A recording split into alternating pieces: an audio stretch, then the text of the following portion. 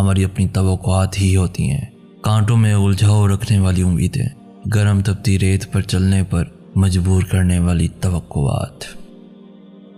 آزمائش بہت سے نقاب الٹ دیتی ہے، کہیں پارسائی کا، کہیں صبر کا، کہیں انسانی ہمدردی کا اور کہیں اخلاق کا۔ کھوٹے کو کھرے سے الگ کرنے کا قدرت کا آزمودہ طریقہ یہی ہے، لیکن آزمائش کا نتیجہ ہر کوئی برداشت نہیں کر سکتا۔ تمہیں پتہ ہے تمہارا مسئلہ کیا ہے؟ تم نے اپنے فیصلے اللہ پہ تو چھوڑ دیے ہیں مگر دل سے نہیں چھوڑے۔ تم اب بھی چاہتے ہو کہ کاش فیصلہ وہی ہو جو تمہاری خواہش ہے۔ یہ کیسا اعتبار ہے بھلا؟ سمندر کے بیچ کھرے کو اس بات سے کیا غرض کشتی آڑ لگے گی یا پار؟